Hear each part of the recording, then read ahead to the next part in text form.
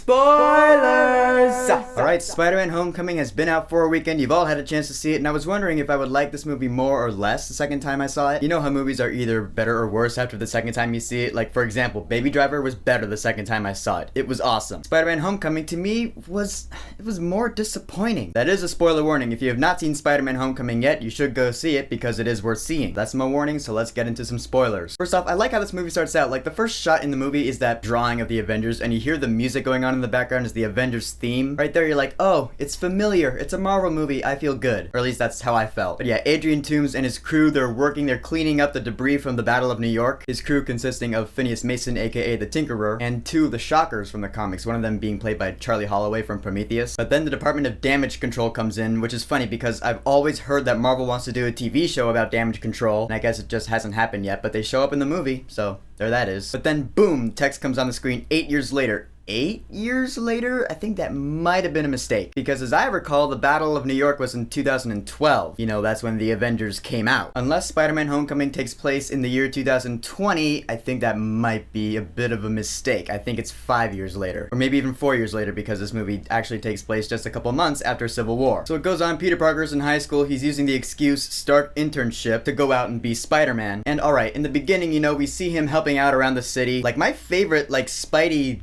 thing, my favorite Spidey shot in the movie was the first shot of him. You see him swinging around buildings and he lands on that side of the building. I'm like, that's Spider-Man, that's cool. That's my favorite shot of Spider-Man in the entire movie. And I understand that his suit allows him to do all sorts of cool stuff, like he's got taser webs and rapid fire and stuff, but does he have spider sense? I thought he did, because in Civil War there was that scene where he was he landed on that one thing and he's like, oh god, and then he turns around and then something comes right at him. I was like, oh, he's spider sense, he saw that coming. But in Homecoming, I didn't get any sense that he had a spider sense. I thought maybe as more of an homage to the comics, they would have lines coming out of his head, you know, like it was in the comics. Maybe he just doesn't have spider sense in this iteration. I don't know. And I just don't like seeing Spider-Man mess up. The scene, at the end of that montage, he swings a web, he's swinging, and then he just lands on the ground. I'm like,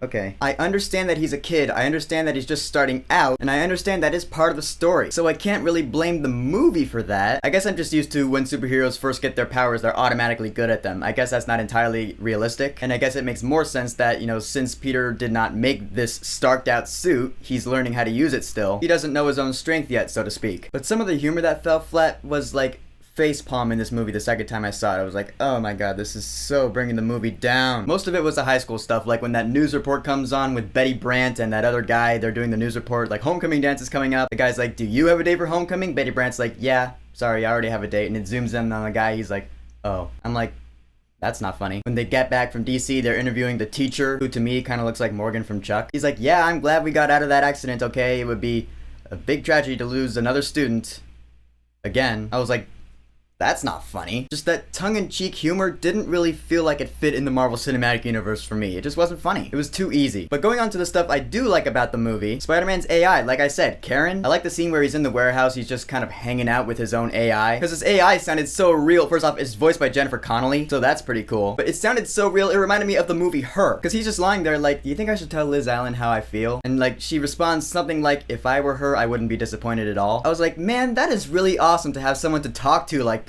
That's why I want that. It'd just be really cool to have an AI to hang out with. But going on to the Easter eggs, let's talk about Childish Gambino. People were speculating, oh, he's playing Miles Morales, and I was like, he's too old to be playing Miles Morales, since Miles Morales is really supposed to be just 13 years old. Turns out his character's name is Aaron Davis. Now, like I've said a million times before, I don't read the comics, I got this from research, but in the Ultimate Spider-Man comics, Aaron Davis is their version of the Prowler. The Prowler's been a few different people, and I guess in one line, he was Aaron Davis. I was like, okay, so since he's played by Donald Glover, he's a pretty big name, we might see him again. In fact, he might even be part of that whole Sinister Six thing they want to do. I'll get to that later. But I missed this the first time I saw it. The second time I noticed he said that he has a nephew in the city somewhere, and I did further research, and in that same line of the comics, Aaron Davis is the uncle of Miles Morales. I was like, boom, oh, there you go, because people want to see Miles Morales. For some reason, he's just a really popular character. And hell, I'd be down for seeing Miles Morales as long as he's not played by Jaden Smith. Maybe he'll show up in the next Spider-Man movie. Maybe he'll show up in the third one. I don't know. But they planted that seed, so it's gotta sprout sometime. More Easter eggs. Betty Brant, I already mentioned. Yeah, there was some speculation that she was Gwen Stacy because of the blonde hair and the headband, and it was really easy to be like, oh, she looks like Gwen Stacy, she must be Gwen Stacy. No, she's Betty Brant, which is interesting because she was played by Elizabeth Banks in the Raimi movies, so it's good to see that name again. And Zendaya as Michelle Jones Jones, aka MJ. Like I said, there was that rumor going around a while back saying, oh, she might be Mary Jane Watson. And they were like, no, she's not Mary Jane, she's Michelle. She's Michelle. And yeah, they're not wrong. She's Michelle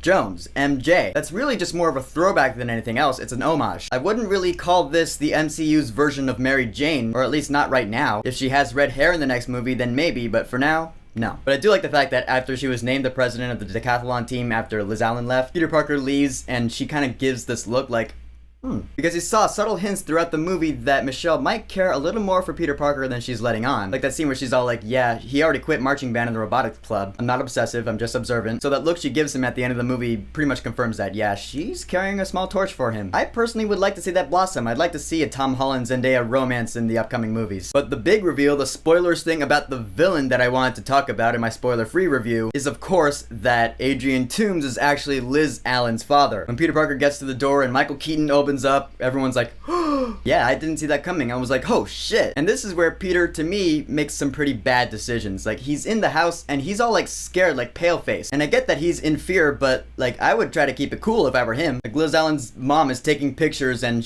Liz is smiling, but he's all like, oh shit, and it's just making for a weird, like, awkward moment. I'm like, Peter, dude, be cool. Just be cool. You're like giving away a lot by making that face. And when Adrian Toomes finds out that Peter Parker is Spider-Man, you're like, oh shit. So they're kind of going the route of Green Goblin from the original Spider-Man. He found out who Spider-Man is and now he's gonna threaten the people he cares about. So when he goes into the homecoming dance, he's like, oh, hi, bye, and then he leaves. I'm like, okay, you're being an idiot. I would at least stick around for a little while. Yeah, sure, I might want to go stop him, but like, I at least want to wait to give Liz a little satisfaction instead of being a douche. Yeah, the trailer showed them kissing. The trailer lied. That didn't happen in the movie. But then from then on, that's where I really start to like it. That's the third act. That's where I was like, oh, this is awesome. Because that action scene on the plane, I thought was thoroughly entertaining. He's in his homemade suit. The plane's got those retro reflector panels, which you saw on the helicarrier in the Avengers. That's a nice throwback. But Spider-Man takes the plane down. It crashes on the beach. I think that's Coney Island. I don't know. I've never been. And eventually, Adrian Toomes, aka Flying Vulture Guy, is taken down and he's arrested. So he gets taken to jail, and that's the mid-credit scene. I'll get to that, but first, when they're at New Avengers headquarters in upstate New York, Tony Stark is like, alright, good job, kid. You know what? You're an Avenger now. Here's your new suit. And you see the new suit, and it's got this big spider symbol on it, and it's got the gold plating. I was like, Iron Spider! It doesn't look exactly like Iron Spider, but I'm pretty sure that's what many a comic book fan were thinking. I mean, it didn't have the mechanical arms coming out the back, but like, I would love to see the Iron Spider suit in the next movie. I think that'd be awesome. That new suit did look pretty cool. But Peter's like, you know what? I think I'm just gonna stay close to the ground, like you said. I'm gonna be a friendly neighborhood Spider-Man. You know, it's basically the end of a lot of movies where the main character's like, I got everything I need right here. But I love how Tony Stark was like, you're turning me down? Because there are like 50 news reporters out there and Pepper Potts comes back. That I didn't see coming either. I was like, oh, Gwyneth Paltrow, my god, so nice to see you again in a Marvel movie. Nice to know that she and Tony Stark are back together again. And wait, was this about an engagement ring? What, are they getting married now? I'm actually not sure. The scene left that really open. I'm like, is he gonna propose? Is he not? Was that just a joke? Maybe that'll be an Infinity War, like this big Thanos comes down right when Tony Stark and Pepper Potts are getting married. In fact, I can see the trailer for Infinity War opening up like on their wedding or something. Ooh, that'd be really cool, wouldn't it? I just came up with that. But yeah, the movie ends with Peter Parker getting home and he sees a bag. He's like, this is for you. And it's his actual Spider-Man suit. He puts it on, that generic theme is playing, it zooms up and he's got no mask on and you see Aunt May in the background. She's like, what the f-? And then it cuts to credits. I was like, oh, we've never had a Spider-Man movie where Aunt May finds out that Peter Parker is Spider-Man. I've always been curious to see that. Now we get to see it in the next Spider-Man movie. It's a great way to end this one. But yeah, the mid-credits scene is Adrian Toomes in jail. He's talking to Matt Gorgon, who is the Scorpion, who I've also always wanted to see in a Spider-Man movie, along with Mysterio. He's like, you know, I got some boys on the outside who kind of want to meet Spider-Man. You know, get a picture, slit his throat. I was like, okay. Sony's still trying to go for that Sinister Six, and I still want to see that Sinister Six. I'm thinking, alright, who do we got? We got Vulture, we got Scorpion, we might have Prowler. People want to see Kraven the Hunter, I want to see Mysterio. So many awesome Spider-Man villains to pick from. Who are they gonna be? I want to know. But that post-credits scene is the funniest post-credits scene I have ever seen in a movie. For me, it beats Deadpool. It's Captain America coming out and doing another PSA. He's like, hi, I'm Captain America, here to tell you about one of the most important virtues a person can ever have. Patience. Sometimes you wait a long time for nothing and it can be really disappointing. And I was like, that is genius! Because yeah, at this point it's become a tradition to sit through the credits of a Marvel movie to see a post-credit scene. I mean, that's been going on since the very first movie. I think the folks at Marvel watched Deadpool and be like, oh, we can make a funnier post-credit scene than that. And in my opinion, they did. It's just such a slap in the face to Marvel fans. I love it. I love when Marvel can just have fun Marvel can slap their own fans in the face and people will be fine with it. So yeah, in the end, Spider-Man Homecoming was still a fun movie, but it was more disappointing the second time I saw it. I want to keep watching it to, like, because I want to like it. I really want, I mean, I do like it. You know what I mean though, right? I'm stuttering a lot. Let me try to say that more clearly. I want to keep watching Spider-Man Homecoming because I want to like it more. Because at this point, I thought Wonder Woman was a better movie, and I even like Guardians 2 more than this. But I want to see where Spider-Man goes going forward. I want to see what Sony does with their Spider-Verse. You hear about that Venom movie? Venom is just one of my favorite comic book characters ever, period. I want to see what Tom Hardy does with that. I want to see Silver and Black. I want to see Silver Sable and Black Cat. Two characters I've also always wanted to see on the big screen. I want to see what Sony does with those characters. I'm really looking forward to seeing those. I'm really excited for them, like you have no idea. And eventually,